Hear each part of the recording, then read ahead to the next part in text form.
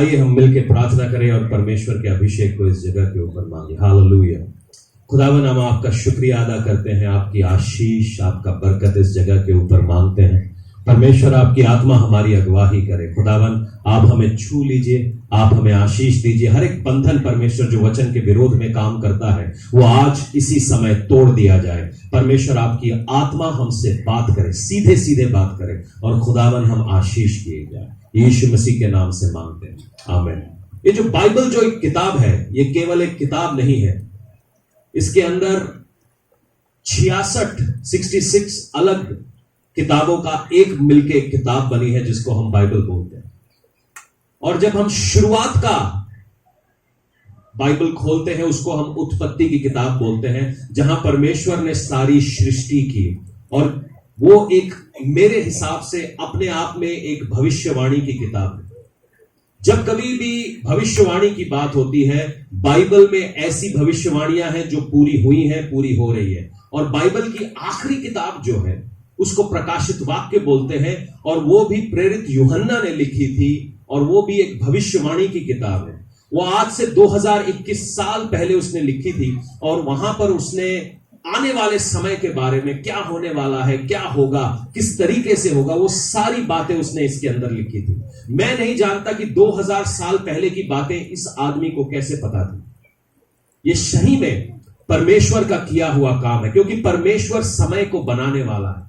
Bible बताती है, जब आप उत्पत्ति की किताब को आप उठाकर देखते हैं और आप वहां पर देखते हैं कि परमेश्वर ने समय की शुरुआत की। आप कितने साल के हैं आपको कैसे पता चलता है? मालूम है कैसे? कैलेंडर से नहीं, सूरज के उगने और चांद के उगने से। कितनी बार आपने सूरज और चांद को देखा है? वो आपकी जिंदगी की सीमा को बताता है, वो आपके दिनों को बताता है। और वो सूरज चांद बनाने वाला परमेश्वर है, उन दिनों और रातों को बनाने वाला परमेश्वर है, समय की शुरुआत करने वाला परमेश्वर है। नीति वचन 3 यूं कहता है कि हर बात के लिए एक समय है। अगर हम समय को समझ जाएं, और भविष्यवाणी और कुछ नहीं है, वो आने वाली चीजों का कहना है, आने वाली चीजों का बोला जाना है, उसी को भविष्यवाणी कहते हैं। बाइबल ये बताती है कि जिंदगी और मौत की सामर्थ्य आपके होठों पर है, आपकी जबान के ऊपर है। आप अपने मुंह से क्या बोलते हैं, आप क्या चाहते हैं देखना, आप अपनी जिंदगी में क्या होता हुआ देखना चाहते हैं। हो सकता है आप बड़ी कड़ी मेहनत कर रहे हैं, आप सक्सेसफुल होना चाहते हैं, आप चाहते हैं कि आपके बिजनेसेस आगे बढ़े, मगर अपने मुंह से ये बोल रहे हैं मैं तो कभी कामयाब हो ही नहीं सकता, मेरा बाप कामयाब नहीं था, मेरा दादा कामयाब नहीं था, मैं कैसे कामयाब होगा। तो ये फॉल्स एक भविष्यवाणी है जो आप रिलीज कर रहे होते हैं। भविष्यवाणी का मतलब क्या है? जो भविष्य में होने वाली वाणी, इसको बोलते हैं भविष्यवाणी। और जो शब्द है नबी, ये जो शब्द है एक इब्रानी शब्द है, और इसका मतलब है जो परमेश्वर क्या बातें हम तक पहुंचाता है। ये जो शब्द है इसका मतलब है परमेश्वर की बातों को हम तक पहुंचाने वाला, यानी कि गॉड्स मैसेंजर, यानी कि परमेश्वर का डाकिया, जो अपने होठों के फल से हमारे तक परमेश्वर का मैसेज पहुंचाता है। जब पुराना नियम जब हुआ तो वहां पर बहुत सारे नबी हुए। जो बाइबल कॉलेज गए हैं वो शायद इस बात को समझ पाएंगे। अब्राहम को भी वो नबी में गिनते हैं, मेजर प्रॉफिट्स, माइनर प्रॉफिट्स, बहुत सारे प्रॉफिट्स हुए। मगर मेरे हिसाब से जो पहला नबी इजराइल ने देखा वो शमूएल था, जिसने वो नबूवत के उस ऑफिस में बैठा और वो इजराइल के राजा का अभिषेक करने लगा। मेरे हिसाब से जो पहला नबी, जो ऑफिशियल नबी था, वो शमूएल था। इफिसियों 4:12 प्रेरित पौलुस इस नबूवत के गिफ्ट के बारे में बात करते हैं, और मैं ये आपको बताना चाहता हूं, मैं किसी खास कारण से ये बातें आपको बता रहा हूं। इफिसियों 4:11 और 12 मैं पढ़ना चाहता हूं। वचन यूं कहता है, उसने कुछ को प्रेरित नियुक्त करके, कुछ को, बड़े खास तौर पे इसको ध्यान दीजिएगा, यहां पर लिखा है उसने कुछ को, सबको नहीं, कुछ को प्रेरित नियुक्त करके और कुछ को भविष्यवक्ता नियुक्त करके, और कुछ को सुसमाचार सुनाने वाला नियुक्त करके, और कुछ को रखवाले यानी पास्टर नियुक्त करके, उपदेशक नियुक्त करके दिया है, जिससे पवित्र लोग सिद्ध हो जाए। अपोस्टल प्रॉफिट इसलिए नहीं बनाया गया कि वो अमीर हो जाए और आप गरीब हो जाए। अपोस्टल, प्रॉफिट्स, पास्टर्स, टीचर्स इसलिए बनाए गए हैं कि कलीसिया कौन है? कलीसिया कौन है? कॉन्फिडेंस है आपको? उनको पता ही नहीं है कलीसिया कौन है। पक्का आप है? एक बार हालेलुया बोलिए। जितने लोग अपने आप को कलीसिया समझते हैं, हालेलुया बोलिए। मुझे लगता है कलीसिया कोई बिल्डिंग तो नहीं है, कलीसिया कोई ऑर्गेनाइजेशन तो नहीं है, कलीसिया कोई एक जगह पर रहने वाली चीज तो नहीं है। कलीसिया का मतलब है हर एक व्यक्ति जो परमेश्वर को अपना खुदा करके माना है और उसकी रूह से भरा हुआ है, वो कलीसिया है। आमीन। बाइबल यूं बताती है, प्रेरित पौलुस यूं कहते हैं इफिसियों की कलीसिया को कि जिससे पवित्र लोग सिद्ध हो जाएं और सेवा का काम किया जा सके और मसीह की देह यानी कि चर्च उन्नति पाए। जब भी कभी हम प्रॉफिट या भविष्यवक्ता की बात सुनते हैं तो आपके दिमाग में, आपके जहन में एक तस्वीर कहीं ना कहीं उभरती होगी, और वो तस्वीर बड़ी अजीब शायद हो कुछ लोगों के दिमाग में। भविष्यवक्ता का मतलब ये नहीं है कि एक ऐसा आदमी जिसके पीछे 20 बॉडीगार्ड चल रहे हैं और उसने पूरे शहर का ट्रैफिक रोक रखा है, वो भविष्यवक्ता कतई नहीं है। भविष्यवक्ता का मतलब वो है जो परमेश्वर के मैसेजेस को देता है। आप पुराने नियम को थोड़ा सा, इसलिए कहता हूं बाइबल को थोड़ा पढ़ा करो। जब आप बाइबल पढ़ोगे और पुराने नियम के अंदर झांक के देखोगे तो पुराना नियम जो है एक तस्वीर को बयान करता है कि परमेश्वर के ऐसे दास हुए जो परमेश्वर की कलीसिया के लिए अपनी जिंदगी दे गए। हमारा भविष्यवक्ता का मतलब ये केवल हमने ये सोच रखा है कि वहां पर चमत्कार होना चाहिए। अगर वो चमत्कार करने वाला है तो वो भविष्यवक्ता है। मगर मैं आज आपकी थोड़ा दिमाग को खोल देना चाहता हूं। बाइबल के अंदर एक किताब है जिसका नाम है होसेया, और वो एक नबी की किताब है। मालूम है उस नबी की सेवकाई क्या थी? उसने कितने चमत्कार किए? उसने क्या किया? परमेश्वर का दास था और परमेश्वर का मैसेज परमेश्वर के लोगों को पहुंचाने के लिए उस नबी ने एक वैश्या के साथ शादी की। परमेश्वर का दास एक वैश्या से शादी करता है और परमेश्वर कहता है तेरा काम है इस वैश्या और इसके बच्चों को अपना प्यार दिखाना, जैसे मैं इज़राइल को दिखाता हूं। आप सोचोगे इसमें क्या बड़ी बात है? करके दिखाओ, करके दिखाओ, फिर मैं आपसे बोलूंगा। आप बोलेंगे इसमें मेरे लिए क्या रखा है? ये जो भविष्यवाणी और भविष्यवक्ता की बातें आप कह रहे हैं, इसमें मेरे लिए क्या रखा है? क्या आपका भविष्य नहीं है? क्या आप चाहते हैं आपका भविष्य परमेश्वर के हिसाब से हो? क्या आप चाहते हैं कि आपकी जिंदगी परमेश्वर के जो प्लान्स हैं उसके हिसाब से चले? अगर आप ऐसा चाहते हैं तो ये वचन आपके लिए है। अगर आप चाहते हैं कि आपका भविष्य परमेश्वर की इच्छा में हो तो आपको समझना है ये भविष्यवक्ता कौन है। क्योंकि कई बार ऐसा होता है हम जाने अनजाने भविष्यवक्ता जो हमारे घर में है, जो परमेश्वर ने हमारे ऊपर ठहराए हैं, जो परमेश्वर ने हमारी जिंदगी में दिए हैं, कई बार हम उनका गला घोट रहे हैं। आप एकदम पीसफुल आदमी नजर आते हैं, आपने आज तक मर्डर नहीं किया, मगर मैं आज इस वचन से आपको दिखाना चाहता हूं कि भविष्यवक्ताओं का गला कैसे घोटा जाता है। क्योंकि भविष्यवक्ता एक आवाज है, वो एक आवाज है। नए नियम का जो पहला भविष्यवक्ता मेरे हिसाब से हुआ वो यूहन्ना बपतिस्मा देने वाला था। वो एक याजक का बेटा था, बढ़िया कपड़े पहनकर वो मंदिर के अंदर रह सकता था, मगर परमेश्वर की आवाज उस तक पहुंची और वो जंगल में ऊंट की खाल पहने हुए टिड्डियों को खाता हुआ निकला। और उसने ये कहा, उसने भी कोई चमत्कार नहीं किए, उसने भी कोई चमत्कार नहीं किए। वो लोगों के साथ बेसिकली उसका मैसेज ये था कि सांप के बच्चे सुधर जाओ। उसका मैसेज पूरे जंगल में, यार शहर में बोलते तो शायद लोग पत्थर मार देते, मगर इसीलिए वो एक जंगल में चला गया और चीख चीख के कहने लगा कि सांप के बच्चे सुधर जाओ, और लोग उसकी आवाज सुन के उस तक पहुंचने लग गए और वो बपतिस्मा लेने लग गए। वही एक भविष्यवक्ता था जिसने यीशु मसीह को कहा कि यही परमेश्वर का मेमना है।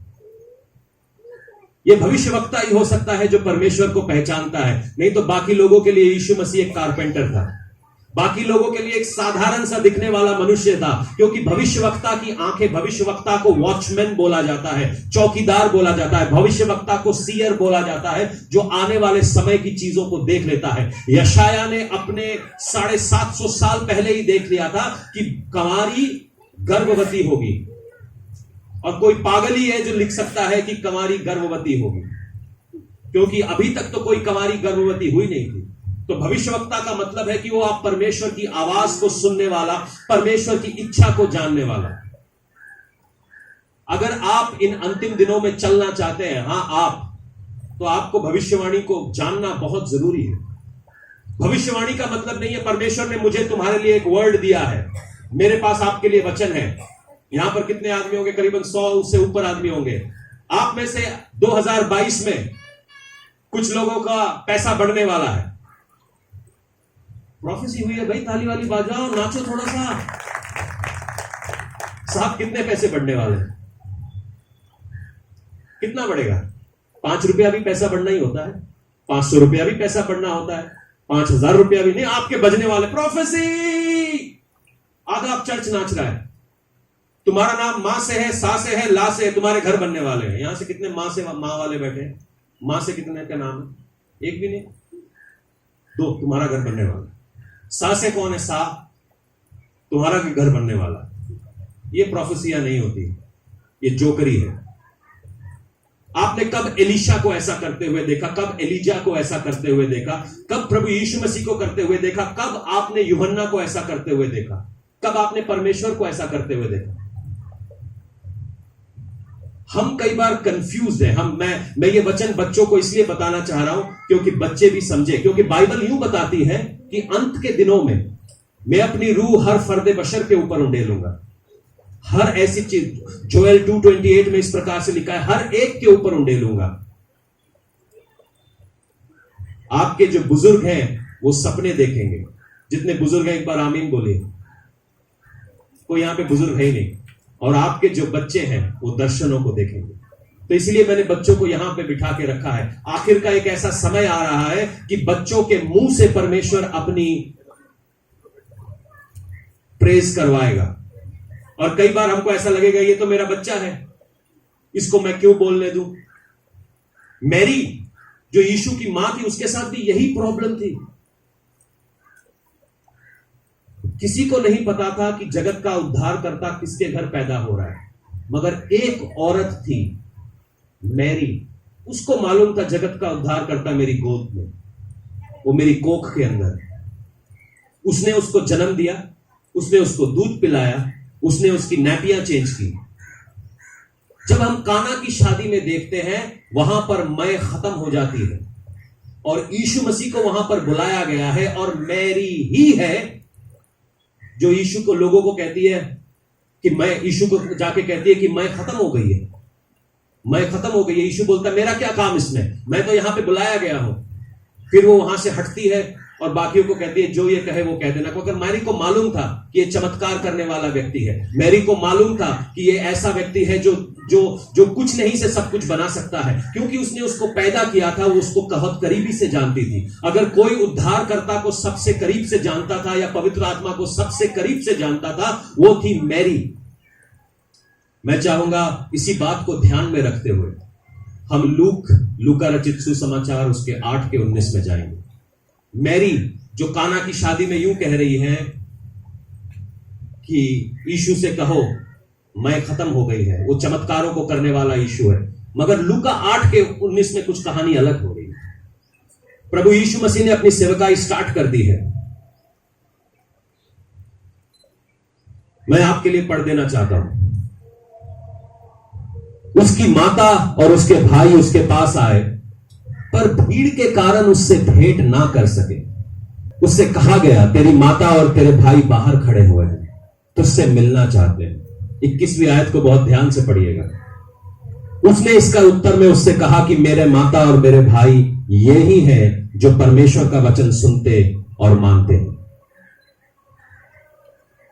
आप इसका मतलब समझे? मेरी जो जानती थी कि वो चमत्कार करने वाला यीशु है, मगर जब यीशु मसीह ने अपनी सेवकाई को स्टार्ट किया, यार मैं अपने बेटे की बात कहां से वो पास्टर बन सकता। कल तक तो मैं इसका कपड़े बदल रही थी, इसको नहला रही थी, धुला रही थी। डिफिकल्ट है। यीशु के और भाई बहन थे, वो भी भीड़ है यहां पर, हम तुझसे अकेले में मिलेंगे, मिलना चाहते हैं तेरे से, तू हमारा भाई है, मगर तेरे को वो दास की इज्जत नहीं देंगे। भाई है तू हमारा, चमत्कार करने वाला है, मानते हैं तेरे को पवित्र आत्मा ने पैदा किया है, मगर तू भाई है हमारा, तेरे को दास की इज्जत नहीं मिलनी चाहिए।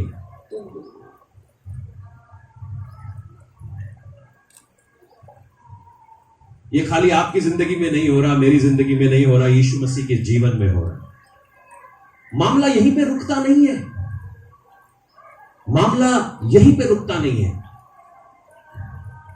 मरकुस रचित सुसमाचार में जाते हैं और वहां से हम पढ़ते हैं मरकुस 6 उसका 2 से लेकर 6 तक। बड़ी मजेदार बात है, मैं चाहता हूं इसको अंडरलाइन कर लीजिएगा, शायद घर में जाके कुछ घंटी बजे। यीशु मसीह का अनादर मेरी बाइबल में इस प्रकार से लिखा है, सबत के दिन वह आराधनालय में उपदेश करने लगा। वह का मतलब यीशु मसीह। और बहुत से लोग सुनकर चकित हुए और कहने लगे, इसको ये बातें कहां से आ गई? यह कौन सा ज्ञान है जो इसको दिया गया है? कैसे सामर्थ के काम इसके हाथों से प्रकट हो रहे हैं? इसका मतलब वहां पर साइंस, वंडर्स एंड मिरेकल्स हो रहे थे।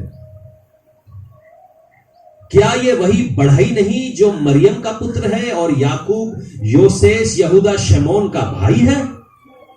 क्या उसकी बहनें हमारे बीच में नहीं रहती? इसीलिए उन्होंने उसके विषय में ठोकर खाई। अंडरलाइन कर लीजिएगा इसको।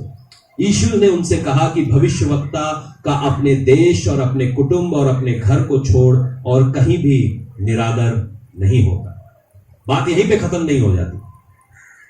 वह वहां कोई सामर्थ का काम ना कर सका। परमेश्वर सामर्थ का काम ना कर सका। क्या आपकी बाइबल में भी ऐसा ही लिखा है?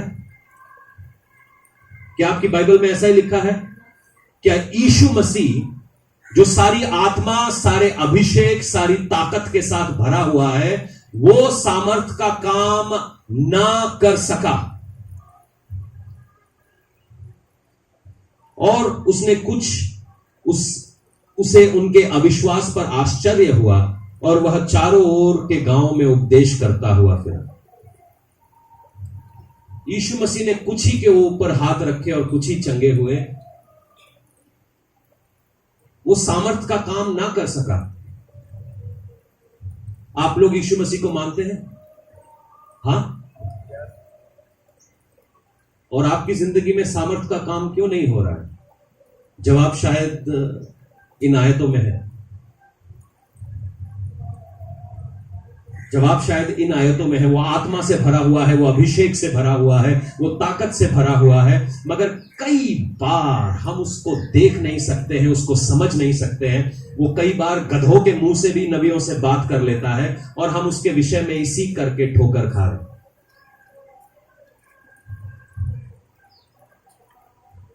परमेश्वर आदर को सूंघ लेता है, आपको मालूम है? आदर परमेश्वर की नजरों में एक जब हम परमेश्वर को इज्जत देते हैं, जलाल देते हैं, उसकी नथनों में वो एक अगरबत्ती की तरह जाता है। बात यहीं पे नहीं है, ये एक जेजेबेलिक स्पिरिट है। नेहा को मालूम नहीं था मैं क्या बोलने वाला हूं। प्रॉब्लम ये नहीं है नबियों को मारने वाला कोई व्यक्ति नहीं है। मैं जानता हूं कि आप सबके सब परमेश्वर से प्यार कर रहे हैं। वो सबके सब आराधनालय में इसलिए बैठे थे क्योंकि वो परमेश्वर की बात को सुनना चाह रहे थे। वो सबके सब वहां पर थे क्योंकि वो परमेश्वर के कामों को देखना चाह रहे थे। मगर तकलीफ ये थी कि वो जेजेबेल के अंडर थे। और जेजेबेलिक स्पिरिट खाली एक व्यक्ति की बात नहीं है, ये पूरे देश, पूरी जगह के ऊपर काम करने लगती है। माजरा यहां खत्म नहीं होता। ये यीशु की जिंदगी में एक बार नहीं हुआ। तो वो गेदेसरीन के अंदर जाता है और वहां पर एक आदमी उसके सामने खड़ा हो जाता है जिसके अंदर 5000 दुष्ट आत्माएं हैं, और उसको बेड़ियों से भी बांध कर नहीं रखा जाता। वो बेड़ियां तोड़ देता है और वो यीशु मसीह के सामने आता है और कहता है कि परमेश्वर परम प्रधान के पुत्र, तुझे मुझसे क्या काम। यीशु मसीह उन 5000 दुष्ट आत्माओं को हुक्म देता है। वो 5000 दुष्ट आत्माएं सूअर के अंदर जाती है और वो सूअर पानी के अंदर जाता है। लोगों को तालियां बजाना चाहिए, लोगों को हालेलुया होज़ैना बोलना चाहिए, लोगों को अपने कपड़े उतार के यीशु मसीह के सामने रख देने चाहिए और प्रायश्चित करना चाहिए। मगर ऐसा नहीं होता, ऐसा नहीं होता। आइए पढ़ते हैं होता क्या है। मरकुस 5 उसका 16 से लेकर 17 तक। देखने वालों ने उसको, जिसमें से दुष्ट आत्माएं थी और सूअरों का पूरा हाल उनको सुनाया। तब वे उससे विनती करके कहने लगे कि हमारी सीमा में से चला जा। वाओ, है ना मजेदार बात। आप सोचेंगे यहां पर चमत्कार हुआ है, यहां पर एक छुटकारा हुआ है, लोगों को तालियां बजानी चाहिए, church has to be excited. मगर यह कैसा चर्च है जो अपने मुखिया को ही बोल रहा है यहां से चला जाओ क्योंकि हमारा नुकसान हो गया है। वो आशीषों को नहीं देख रहे हैं जो यीशु मसीह ने आशीषें उनके लिए छोड़ी है। वो उस आदमी को देख नहीं रहे हैं जिसकी जिंदगी बदल गई है। वो उस जगह को नहीं देख रहे हैं जहां पर बरकतें आई हैं, मगर उन्होंने अपना नुकसान देखा और वो यीशु मसीह को कहने लगे हमारी जगह से निकल जा। कई बार हमारी जिंदगियों में हम अपनी जिंदगी में छुटकारे को देखते हैं, बरकतों को देखते हैं, दुष्ट आत्माएं निकल जाती हैं, मगर 5 दिन के बाद हमारा हालत इस गदसरीन की आदमी की तरह हो जाता है जो हम यीशु मसीह को कहते हैं मुझे तू नहीं चाहिए, मुझे तू नहीं चाहिए, क्योंकि जो मैंने सोचा था वैसा तूने किया नहीं है मेरे लिए। मैं तो सोच रहा था जब से मैं तेरे अंदर आ गया हूं मेरी लाइफ एकदम स्मूथ हो जानी चाहिए, मगर ये क्या कर दिया तूने, सूअर छीन लिया हमारे। हम पहले ही सही थे, कम से कम उसको बांध के तो रखते थे। हमारे लिए, हमारे को संगलियों की कमी नहीं है, हम और ले आएंगे संगलियां।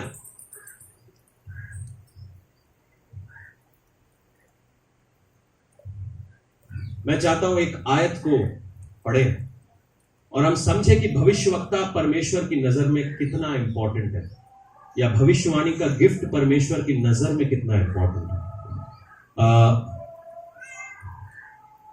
ड्यूट्रॉनमी, व्यवस्था विवरण, उसका 18 का 17 से लेकर 20 तक पढ़ेंगे। परमेश्वर अपने भविष्यवक्ताओं को किस रीति से देखता है। तब यहोवा ने मुझसे कहा, वे जो कुछ कहते हैं वे ठीक कहते हैं, इसीलिए मैंने उनके भाइयों के बीच में से तेरे समान एक नबी को उत्पन्न करूंगा और वह अपना वचन उसके मुंह में डालूंगा, और जिससे वह बात कि मैं उससे आज्ञा दूंगा कि वह उनकी कह सुनाएगा। और जो मनुष्य मेरे वह वचन जो वह मेरे नाम से कहेगा ग्रहण ना करेगा, मैं उसका हिसाब उससे लूंगा। ये भविष्यवाणियों के बारे में लिखा हुआ।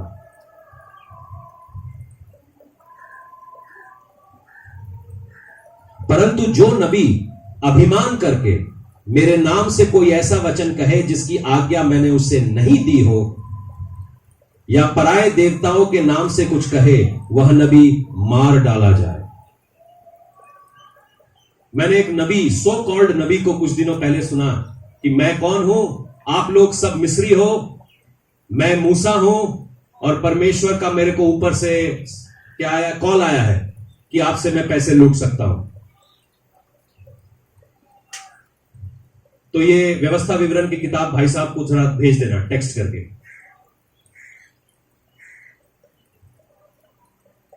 आजकल नबूवत का मतलब बिजनेस हो गया है।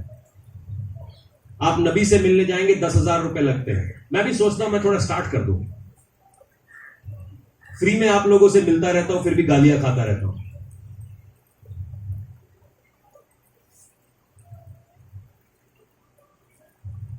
मैं ये स्टार्ट करना चाहता हूं कि थोड़ा सा आए, कुछ हरियाली मुझे भी दिखे, गांधी कैसा होता है। तो हमारी नजर में आजकल जो ट्रेंड चला हुआ है वो ये है कि भविष्यवक्ता अमीर होना चाहिए, भविष्यवक्ता अमीर होना चाहिए, उसके पास 4-5 गाड़ी, 10-12 बॉडीगार्ड। मगर मैं जब एलिया के बारे में ऐसा पढ़ता हूं, होशे के बारे में ऐसा पढ़ता हूं, एलीशा के बारे में ऐसा पढ़ता हूं, मैं ऐसा होता हुआ नहीं देखता हूं। जिसकी रूह रखवाली करता है उसे बॉडीगार्ड की जरूरत नहीं है। मैं एलीशा के बारे में पढ़ रहा था, वो एक भविष्यवक्ता था, भविष्यवक्ताओं का भविष्यवक्ता, वन ऑफ द मेरे हिसाब से सबसे क्रेजी प्रॉफिट। और उसके जो बेटे थे वो कहने लगे हमारे लिए जगह कम पड़ रही है, आओ हम जाके अपने लिए नई जगह बनाएं। उन्होंने कुल्हाड़ी उधार ली,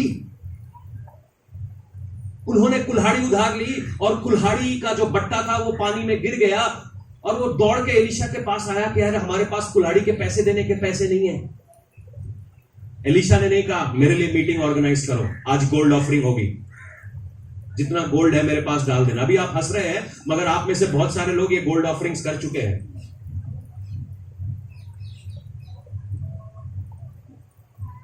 अगर आपके दिल में थोड़ा चुभन हो रहा है तो ये मेरी तरफ से नहीं है, मैं तो बाइबल से बोल रहा हूं, शायद कोई आपको बोल रहा होगा। तो एलीशा ने ऐसा नहीं बोला गोल्ड ऑफरिंग करेंगे आज हम, और तुम्हारे लिए बट्टा क्या, मैं पूरी बंगलो खरीद के दिखाऊंगा। एलीशा चाहता तो कर सकता था, क्योंकि उसको अपनी कुव्वत का पता था, मगर एलीशा ने ऐसा नहीं किया। मगर ऐसा अजीब भविष्यवक्ता है जिसने एक लकड़ी को तोड़ा, लकड़ी को पानी में डाला, लकड़ी पानी में डूब गई और बट्टा तैरने लगा। यह भविष्यवक्ता का ताकत होता है। जो डूबना नहीं था वो डूब चुका था, और जो तैरना नहीं था वो तैर चुका था। यह है भविष्यवक्ता, जो समय से परे है, जिसका कंट्रोल में समय है, जिसकी जबान से चीजों को बदला जा सकता है। एलिया ये अहाब के सामने जाता है और एलिया अहाब से कहता है कि जब तक मैं ना कहूं बारिश नहीं होगी। पूरे इजराइल में अकाल पड़ जाता है, पूरे इजराइल में अकाल पड़ जाता है।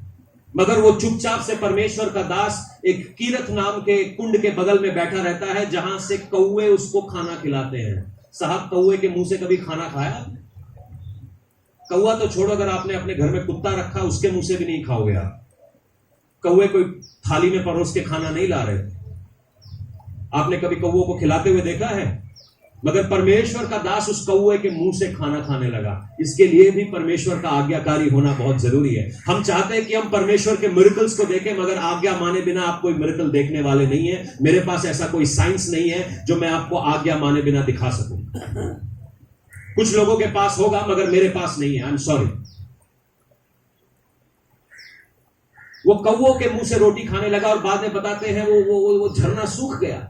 एलिया जराफात की विधवा के पास जाता है और विधवा को बोलता है तेरे पास क्या है। वो विधवा लकड़ी चुन रही होती है और कहता है कि हम खाएं, पकाएं और सो जाएं। विधवा सुसाइड करने के मूड में है, और ऐसी जगह पर परमेश्वर का दास उस विधवा के पास जाता है और कहता है कि आओ, तुम्हारे पास जो कुछ भी है मुझको दे दो। उसके पास मुट्ठी भर आटा था, कुप्पी में थोड़ा सा तेल था। उसने पराठा पकाया, एलिया को दिया। एलिया ने कहा तेरी कुप्पी का तेल खत्म नहीं होगा, मुट्ठी भर आटा खत्म नहीं होगा, और वैसा ही हुआ। परमेश्वर का धन्यवाद है। मगर कहानी यहां पर खत्म नहीं होती है। नबी है भाई, नबी को गाली देना पड़ता है, गाली पड़नी पड़ती है।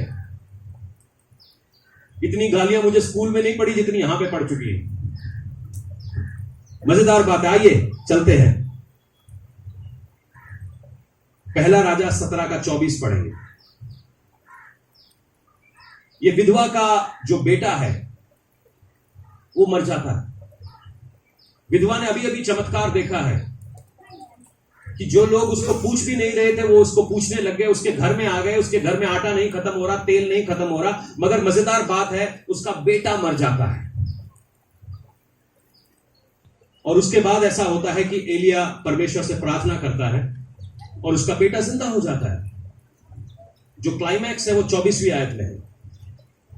स्त्री ने एलिया से कहा, अब मुझे निश्चय हो गया कि तू परमेश्वर का जन है और यहोवा का वचन तेरे मुंह से निकलता है वह सच होता है।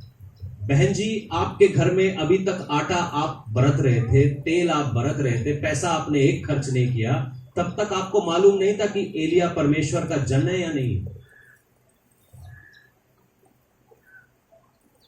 यीशु को लोग पकड़ते हैं, हमें एक और साइन दो कि तुम परमेश्वर के बेटे हो, एक और साइन दो। यीशु बोलता है, मैं कोई मैजिशियन हूं, जादूगर हूं, मैं कोई जादूगर हूं, यहां पे जादू करने लगा हूं। लोगों को जादू समझ में आता है, जादू का खेल देखते। मेरे जमाने में एक बहुत बड़े जादूगर हुए, पीसी सरकार। उनका खेला देखने के लिए भीड़ लग जाती थी। वैसी भीड़ कई जगहों पे और लग रही है आजकल, जिसको लोग रिवाइवल बोल रहे हैं, मगर जो लोग रिवाइवल को जानते हैं, पवित्र आत्मा को जानते हैं, उन जरा सा भी जिक्र नहीं करते उन बातों का। कई बार हमको ऐसा लगता है कि हम काले हैं ना, इसलिए गोरे लोग हमारा जिक्र नहीं करते, गुस्सा आता है। मगर जब मैं उनको सही में सुनता हूं, उनसे बात करता हूं, तो वो कहता है वो बेदारी है ही नहीं, वो नाटक है। क्योंकि 10 दिन पहले वही चमत्कार, एग्जैक्टली वही चीज अफ्रीका में होता है। 10 दिन के बाद वही चीज इंडिया में हो रही होती है, सेम टू सेम। कैसे? परमेश्वर डबल के धंधे में है।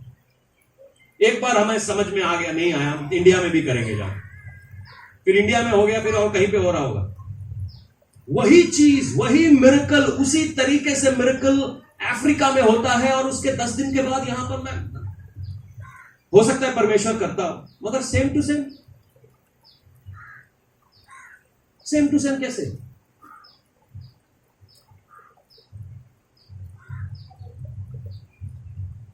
मैं मिरेकल्स के खिलाफ नहीं, मगर मैं कॉपी के खिलाफ हूं, क्योंकि जो शैतान का काम है कॉपी करना, परमेश्वर ओरिजिनल करता है। आप ओरिजिनल हो, आपका उद्धार ओरिजिनल है, आपके लाइफ में जो चिन्ह और चमत्कार हो रहे हैं वो ओरिजिनल है। मगर कई बार क्या होता है, हम इस चमत्कार को देखकर चकाचौंध में आ जाते हैं, और हमको हर 10 दिन में एक नया चमत्कार चाहिए होता है, और हर 10 दिन में एक नया चमत्कार नहीं करेंगे तो भीड़ इकट्ठा नहीं होगी, ऑफरिंग नहीं निकलेगी। हर 10 दिन में हमें वो नाटक चाहिए, भले ही उससे किसी की जिंदगी बदल रही है, नहीं बदल रही है, कुछ असर आ रहा है, नहीं आ रहा है, स्वर्ग में जा रहा है या भाड़ में जा रहा है, पता नहीं है, मगर चाहिए हमें थोड़ा बहुत कुछ ऐसा ही।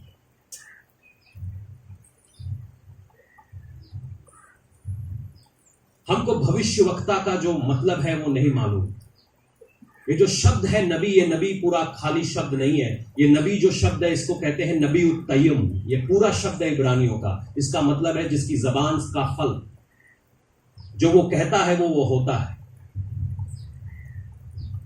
हम कई बार ऐसा सोचते हैं कि हम चाहे जैसा भी परमेश्वर से बिहेव कर लें, हम परमेश्वर के दासों के साथ जो भी बिहेव कर लें, हमें कोई फर्क नहीं पड़ता। मैं बाइबल क्लास में था, जो हमारी वेडनेसडे को बाइबल क्लास हो रही थी, और परमेश्वर का आत्मा मेरे को बार बार बता रहा था कि अनानायस और सफाइरा की कहानी को सुनो। वो पवित्र आत्मा के सामने थे और वो थोड़ा सा झूठ बोलने लगे, थोड़ा सा झूठ बोला उन्होंने, थोड़ा सा। अपने पैसे उन्होंने चर्च में नहीं दिए, अपने पैसे, ये भी नहीं कि चर्च के ऑफरिंग में से उन्होंने पैसे मार लिए, अपने पैसे उन्होंने चर्च में नहीं दिए, और उन दोनों की लाशें उठा के ले जाया गया, क्योंकि उन्होंने रूहे पाक से झूठ बोला। आप प्रेरितों के काम 5 में इस कहानी को पढ़ सकते हैं। हमारे को भविष्यवक्ता की समझ नहीं है या भविष्यवाणी की समझ नहीं है, मगर आपको आपके भविष्य की तो समझ है। क्या आप अपने भविष्य की समझ रखते हैं?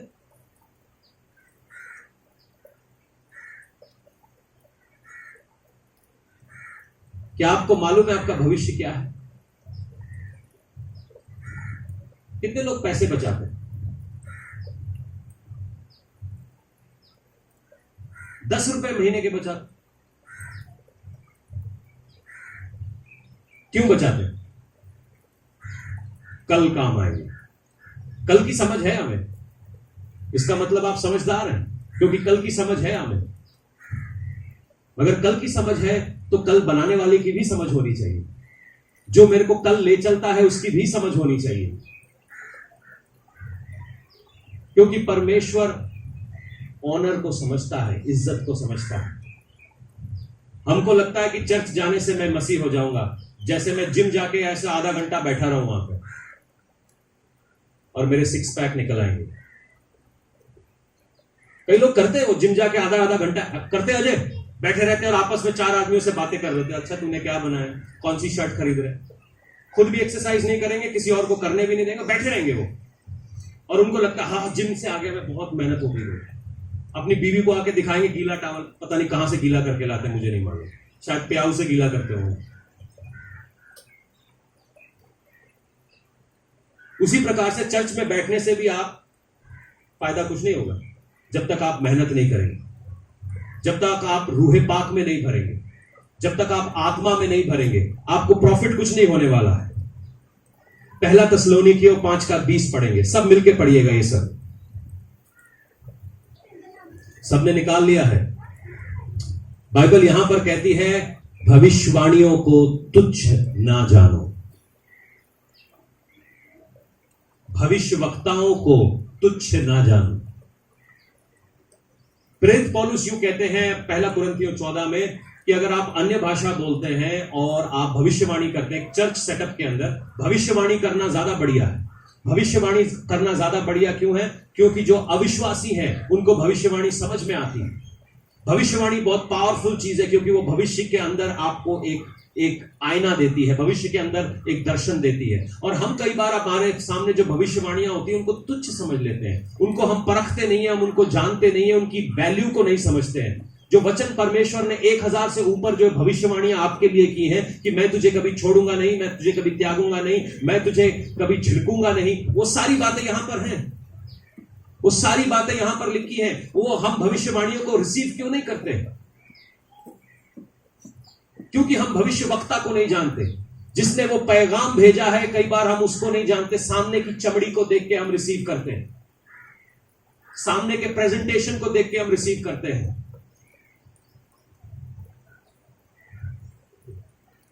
मेरी जिंदगी की सबसे पावरफुल मीटिंग जो थी वो एक झुग्गी के अंदर थी, 6x6 की झुग्गी, और मेरे ख्याल से 10 बच्चे थे उसके अंदर, पंखा भी नहीं था, लाइट भी नहीं थी, इतनी सी लाइट थी 0 वाट की। उस मीटिंग ने मेरी जिंदगी को बदला है। ये तो फिर भी बहुत अच्छी जगह है, हम सांस ले पा रहे, वहां पर हम सांस भी नहीं ले पा रहे थे। मगर पहली बार मैंने देखा था कि लोग चिपक गए थे दीवारों के साथ, इतना पवित्र आत्मा का सामर्थ था। और ये कैसे हो रहा था मुझे नहीं मालूम।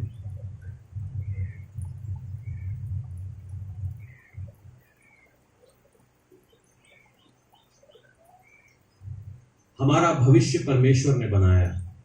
परमेश्वर यूं कहता है कि मेरे पास तेरे लिए प्लान्स हैं। अगर वो प्लान्स हैं तो वो प्लान्स मुझे जानने चाहिए। अगर मैं अपनी जिंदगी में आगे बढ़ना चाहता हूं, आशीषें पाना चाहता हूं, बरकत पाना चाहता हूं, अपनी लाइफ को सेटल करना चाहता हूं, वो प्लान्स मुझे चाहिए। खाली चर्च में बैठने से नहीं होगा, उन प्लान्स को ढूंढना पड़ेगा, उन प्लान्स को फाइंड करना पड़ेगा, उन प्लान्स को अपनी जिंदगी में लाना पड़ेगा।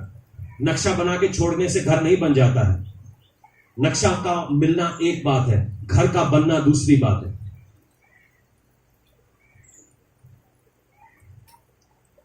हमें नक्शा मिल गया, हम उससे ही खुश हैं। और कई बार हमको नक्शा भी नहीं चाहिए। नक्शा चाहिए नहीं, क्यों? हमें तो घर चाहिए। बिना नक्शे के जो घर बनता है वो आड़े टेढ़े बनते हैं, ना उनकी दीवार का पता होता है, ना टॉयलेट का, ना बाथरूम का, सब एक जगह में घुसा हुआ होता है, क्योंकि सारे इंजीनियर है। जो नक्शा बना रहा है वो भी इंजीनियर है, जो नक्शा एग्जीक्यूट करेगा वो भी इंजीनियर है, जो मालिक है वो भी इंजीनियर है, जो मिस्त्री है वो भी इंजीनियर है, सब इंजीनियर है। और उसके बाद ही पहला सा जरा सा जमीन हिलती है और घर नीचे। नक्शे को पाना बहुत जरूरत है। ये भविष्यवाणी हमारी जिंदगी के नक्शे हैं, ये आपकी जिंदगी के नक्शे हैं। हमने सुन लिया परमेश्वर हमसे बहुत प्यार करता है, वो मेरी जिंदगी में बरकत और आशीष चाहता है, मगर उसके बाद क्या? परमेश्वर तू बाढ़ में जा, परमेश्वर के दास तू वेला घूमता रहता है। मैं ऐसे लोगों को जानता हूं जिन लोगों ने अपने बच्चों को चर्च से निकाल दिया ताकि वो कमाइयां करके लेके आ सके, और जो दूसरे के बच्चे हैं जो बाइबल स्कूल में, वो बहुत बड़ी, मगर मेरा बच्चा कमाई करे।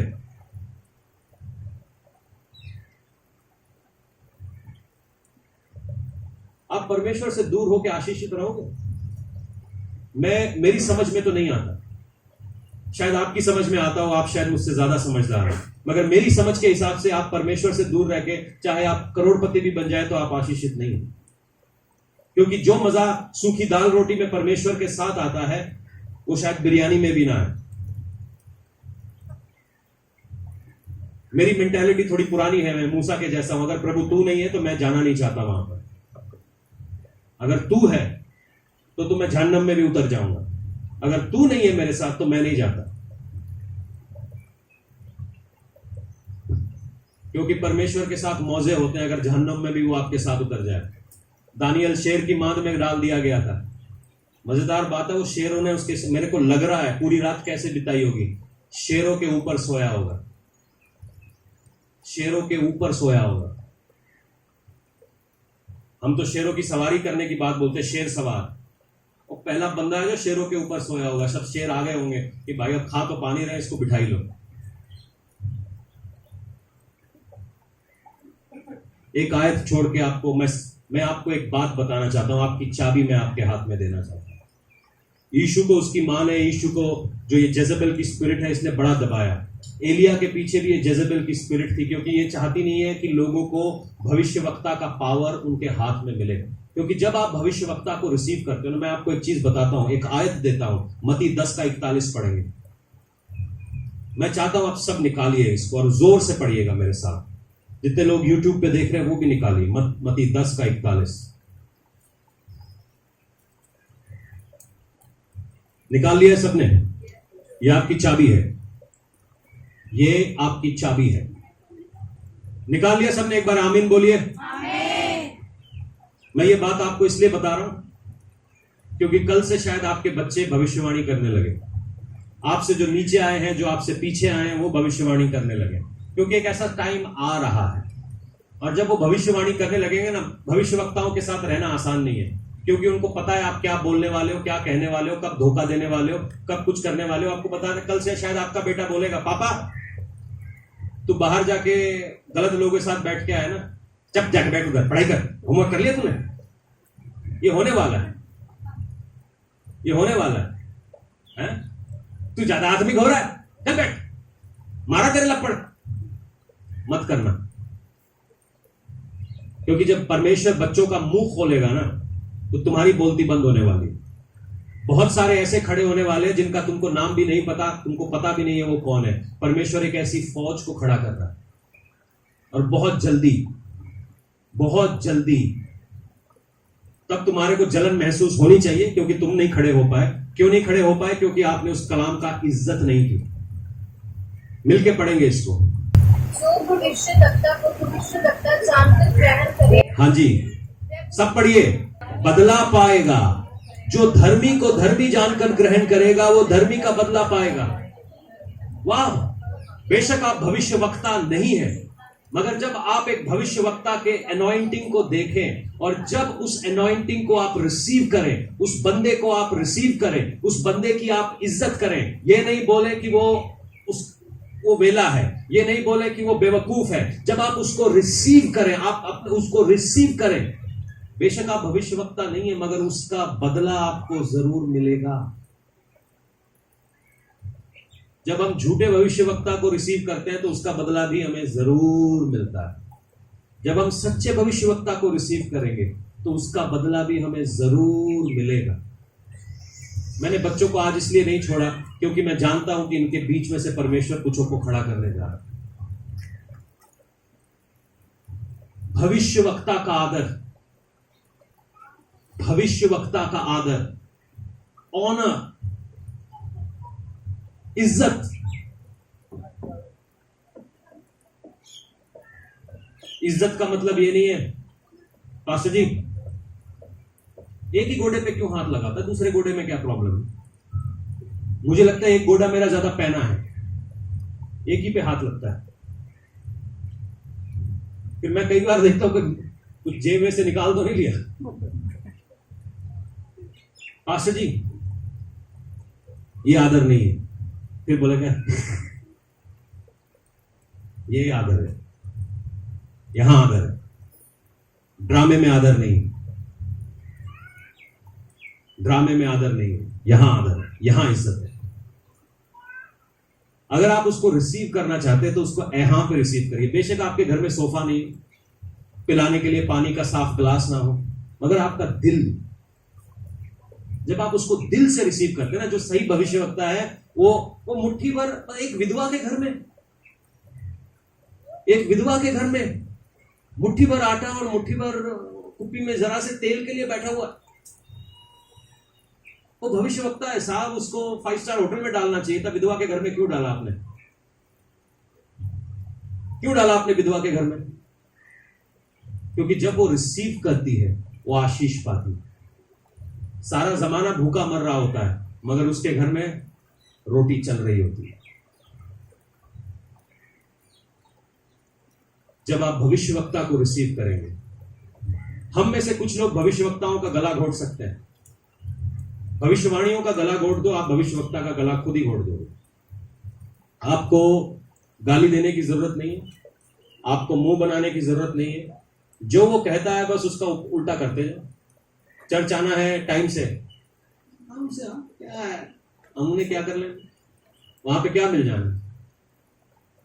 प्रार्थना करो, कर लेंगे, सारा जमाना पड़ा है, अभी प्रभु यीशु आया जाए, जब आएगा तब आएगा। बाइबल पढ़ो, पिछले 2 हफ्ते से बाइबल पढ़ रहा हूं, क्या हुआ, ये हफ्ता नहीं पढ़ूंगा? अच्छा जीवन जियो, क्या जरूरत है? थोड़ा सा तो नटखट होना चाहिए आदमी को, थोड़ा सा ही तो पाप कर रहा हूं। अगर मैं आपको साफ ग्लास में, हमारे बाहर एक बढ़िया नाली बहती है, उसको मैं डेड सी बोलता हूं, एक बूंद पानी डाल दूंगा, पियोगे आप? हाँ हाँ, क्यों? सारा ग्लास तो साफ है। क्या वो एक बूंद पानी सारे ग्लास को खराब कर देगी? सारे मयूर जग को खराब कर देगी? सारे वाटर कूलर को खराब कर देगी? पक्का आप उसको पी नहीं पाओगे। फिर ये जो हमारा जीवन है, जिसमें थोड़ा बूंद बूंद बूंद बूंद बूंद बूंद बूंद हमने रखा, वो क्यों? वो साफ है, वो साफ है। हम परमेश्वर में अपना जीवन तुझे देती हूं, मैं तुझे देती हूं, अपने सारा जीवन मैं तुझे देती हूं। मगर इस गंदगी का, वो जो थोड़ा सा जलन आपने अपने अंदर पाल रखा है, वो जो थोड़ी सी पाल रखी है,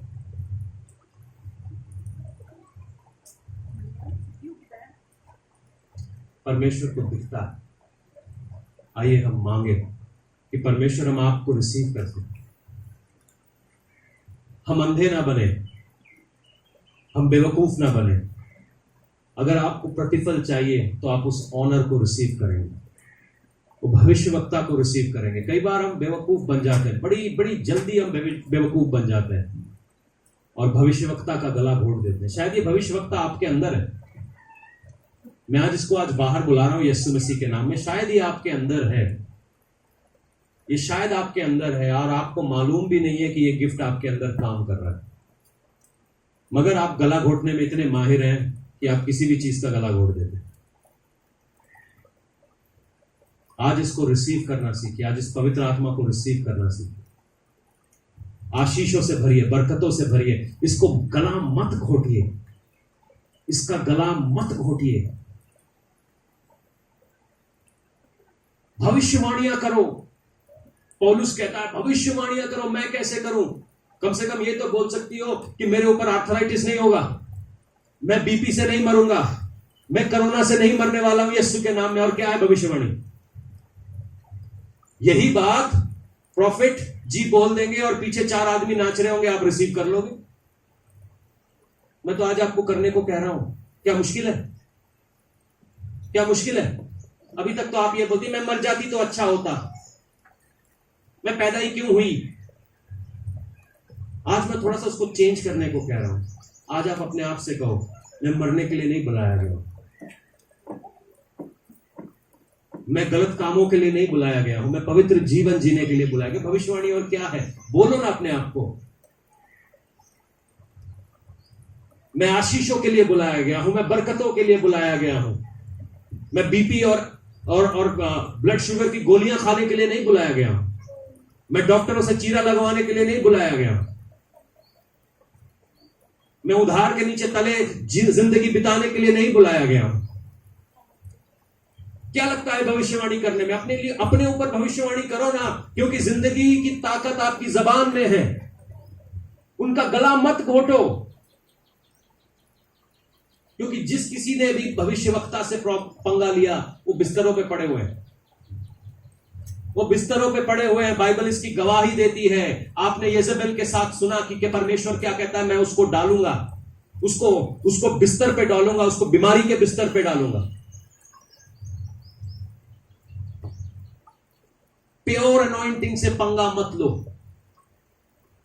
परमेश्वर की आत्मा से पंगा मत लो।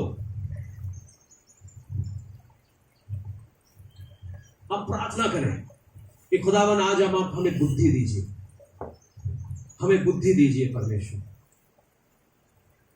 मुझे बुद्धि दो पिता कि मैं भविष्यवाणियों का गला ना घोटूं। जो भविष्यवाणियां आज तक आपके ऊपर की गई हैं वो सब हाँ और आमीन है, उसको रिसीव करो। अपने तौर तरीकों को वो टेढ़ा मत करो कि लोग ऐसा करते हैं, लोग इस तरीके से करते हैं, लोग इस तरीके से काम करके जुगाड़ करके निकल जाते हैं। ऐसा नहीं होता,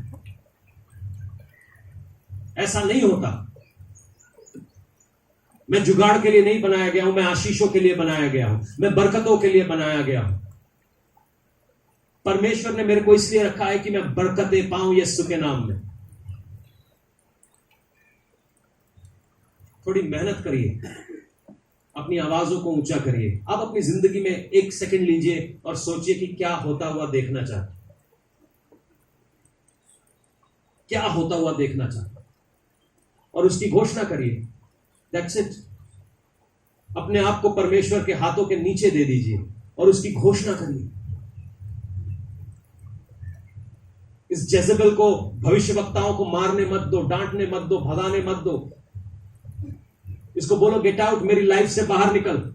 बाइबल बताती है कि राजाओं के कमरे की बात भविष्यवक्ताओं को मालूम है। राजाओं के कमरों की बात भविष्यवक्ताओं को मालूम है।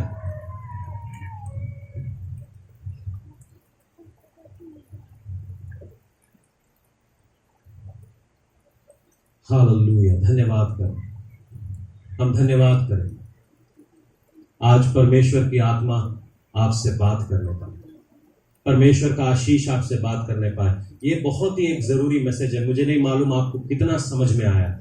अगर आपको इसका 10% भी समझ में आया है तो आप अपनी जिंदगी को आज से चेंज करेंगे। ये भविष्यवाणी अपने ऊपर रिसीव करेंगे। आपको शायद डॉक्टरों की जरूरत नहीं है, आपको जरूरत नहीं है कि कोई सामने से आके आपको 1 करोड़ का चेक दे। आप खुद लिखा हुआ चेक है, जिंदा चलता फिरता चेक है। जिस दिन आपको पता चल जाएगा कि परमेश्वर के वचन की पावर क्या है और उस वचन की पावर में आप फ्लो करने लगेंगे, आपका बिजनेस कोई नहीं रोक सकता, आपका घर चलने से कोई नहीं रोक सकता, आपकी मिनिस्ट्रीज को कोई नहीं रोक सकता, आपकी जिंदगी को कोई नहीं रोक सकता। आइए हम प्रार्थना करें। खुदावन यीशु से मांगे कि पिता आज मेरे को वो कुव्वत दे कि मैं भविष्यवाणी कर सकूं। आज मैं वो कुव्वत चाहता हूं भविष्यवाणियों की। मैं अपने ऊपर वो भविष्यवाणियां करता हूं या करती हूं। जो आप अपने ऊपर देखना चाहते हो उनको बोलिए। यही तो दुआ है कि खुदावन मैं तुझसे मांगता हूं कि मेरी जिंदगी में आशीष आए। मैं तुझसे मांगता हूं खुदावन कि मेरे घरों में शांति आए। जिन घरों में भांडे टूट रहे हैं, लड़ाइयां हो रही हैं, मैं चाहता हूं वहां पर आशीष आए यीशु मसीह के नाम में। जहां से पैसे निकल रहे हैं वहां पर पैसे भरे जाएं यीशु के नाम में। परमेश्वर जिन जगहों पर मैं फंस गया हूं वहां से निकलूं यीशु के नाम में।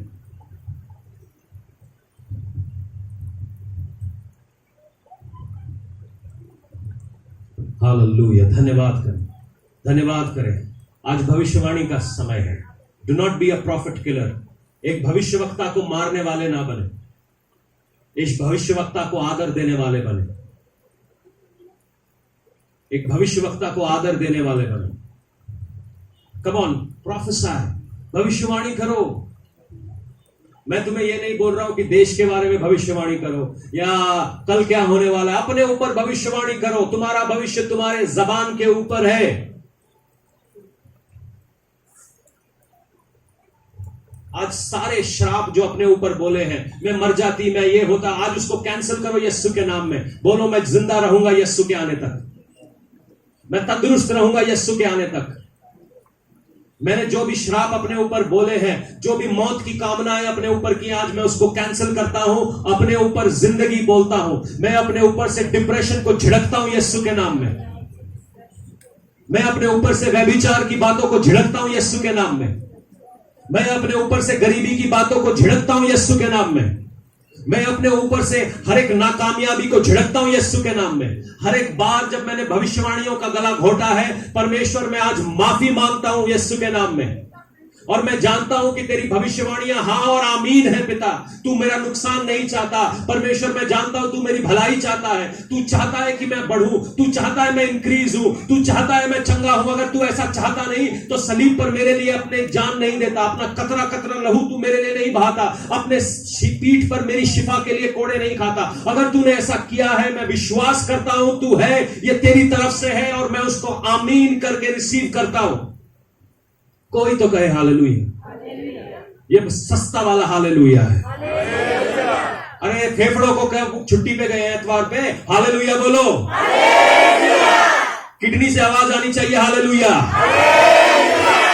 आप परमेश्वर के नाम में एक फौज है। आमेन। सुनो, एजिकियल नाम का इस भविष्यवक्ता था। परमेश्वर उसको सूखी हड्डियों के सामने ले गया, मुर्दा हड्डियां। अब बोलता है प्रभु मैं क्या करूं? परमेश्वर ने कहा भविष्यवाणी कर। कहीं ऐसी कोई सूखी जगह है आपकी जिंदगी में?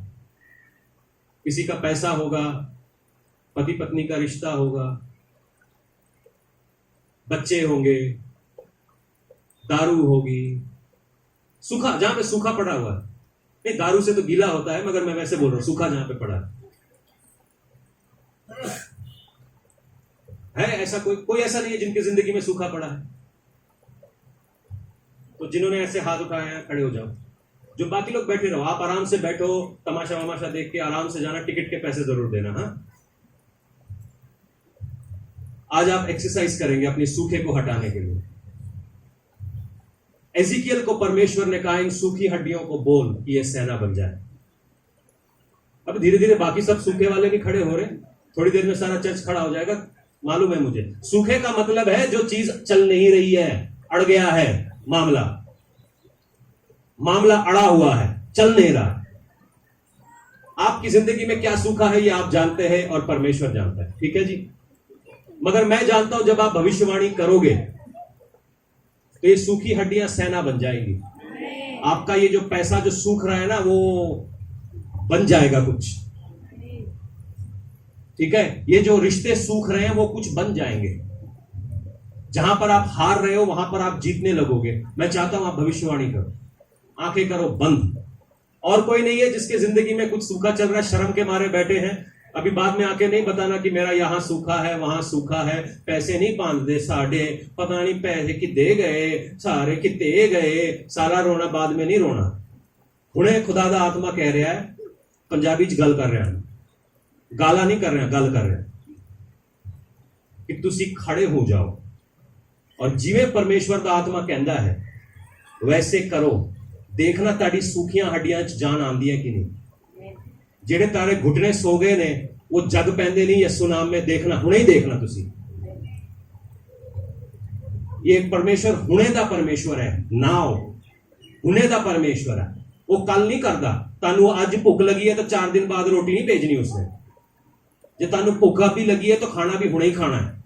वो हुणे दा परमेश्वर है। तानू हुणे सांस की लोड़ पई है तो उसने अभी सांस भेजनी है, 10 साल बाद नहीं भेजनी। जब तानू हुणे ही मदद की लोड़ है, उसने हुणे ही मदद भेजनी है। वो हुणे दा परमेश्वर है। आप जिंदा खुदा ने जानते हैं, वो मुर्दा नहीं है। वो मुर्दा नहीं है। जब वो मुर्दा होंदा तो कोई होर गल सी। वो उठ पे आपने कब्र तो, और ਉਹਨਾਂ ਦੀ ਕਬਰ ਖਾਲੀ ਹੈ। शिंदे मसीह ਦੀ ਕਬਰ ਭਰੀ ਹੋਈ ਹੈ, शिंदी मसीह ਦੀ ਕਬਰ ਭਰੀ ਹੋਈ ਹੈ, ਹੋਰ ਜਿੰਨੇ ਮਸੀਹ ਨੇ ਉਹਨਾਂ ਦੇ ਕਬਰ ਭਰੇ ਹੋਏ। ਪਤਰਸ ਦਾ ਕਬਰ ਭਰਾ ਵਾ, ਲਾਜ਼ਰਸ ਦਾ ਵੀ ਕਬਰ ਭਰਾ ਵਾ, ਉਹ ਜਿੰਦਾ ਹੋ ਕੇ ਫਿਰ ਮਰ ਗਿਆ। ਯਾਈਰ ਦੀ ਬੇਟੀ ਦੀ ਕਬਰ ਭਰੀ ਹੋਈ ਹੈ, ਜਿੰਦਾ ਹੋ ਕੇ ਫਿਰ ਮਰ ਗਈ। ਮਗਰ ਇੱਕੋ ਜਿਹਾ ਸਾਡਾ ਯੀਸ਼ੂ ਹੈ, ਉਹਨਾਂ ਦੀ ਕਬਰ ਨਹੀਂ ਭਰੀ। ਜੇ ਉਹ ਮਰ ਗਿਆ ਫਿਰ ਜਿੰਦਾ ਹੋਇਆ, ਫਿਰ ਕਦੇ ਨਹੀਂ ਮਰਿਆ। ਜੇ ਜਿੰਨੀਆਂ ਵੀ ਚੀਜ਼ਾਂ ਤੁਹਾਡੀ ਲਾਈਫ ਵਿੱਚ ਮੁਰਦੀ ਪਈ ਹੋਈਆਂ, ਸੁੱਖੀਆਂ ਪਈ ਹੋਈਆਂ, ਜੇ ਇਹ ਤੁਹਾਡੇ ਰਿਸ਼ਤੇ ਹੋਣ, ਜੇ ਇਹ ਤੁਹਾਡਾ ਪੈਸਾ ਹੋਣ, ਜੇ ਹੋਰ ਕੋਈ ਗੱਲ ਹੋਣ, मैं चाहता हूं ਤੁਸੀਂ भविष्यवाणी करो, नबूवत करो। यही बोलते हैं ना, भ तो होता नहीं पंजाबी में, ब होता है। भविष्यवाणी करो यीशु के नाम च। कैसे करा? जबान है उसको चलाओ, बोलो खुदावन ये जो सूखी चीज मेरे सामने दिखती है, इसमें लाइफ आई यीशु के नाम में।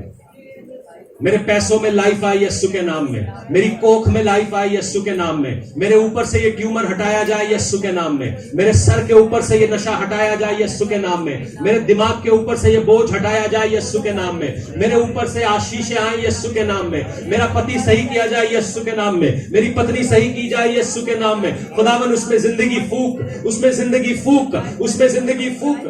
अरे विश्वास के साथ बोलो जी, जिंदगी फूक यीशु के नाम में। मेरे पढ़ाई में जिंदगी फूक यीशु के नाम में, मेरे करियर में जिंदगी फूक यीशु के नाम में, मेरे जिंदगी फूक यीशु के नाम में, मेरे परिवार में जिंदगी फूक यीशु के नाम में। हालेलुया। ओ राबा बाबा सेखे रे बेने से तेरे बेगेन तो कोरो बोशा। कम ऑन, मुंह खोलिए, मुंह खोलिए, जिंदगी मांगो।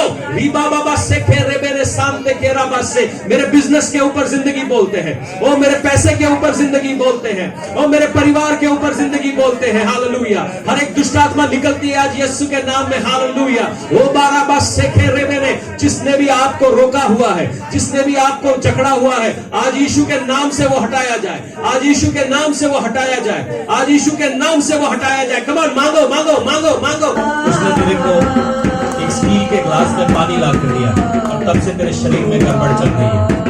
किसने करके दिया? जहां पे आपने स्टील के ग्लास में पानी पिया था, उसके बाद से आप सो भी नहीं पा रहे हो। ये लीजिए।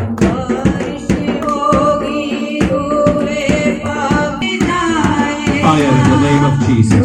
आग को मांगे अपने ऊपर यीशु के नाम में। आजादी ये लो सिस्टर जी, आजादी लो। आज से तेरे घर में एक नई शुरुआत, नई शुरुआत यीशु के नाम में। और कौन है?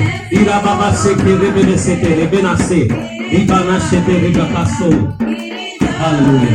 हाथ दीजिए, रिलीज करे, छुटकारे परमेश्वर डेविड भाई के ऊपर मांगते हैं।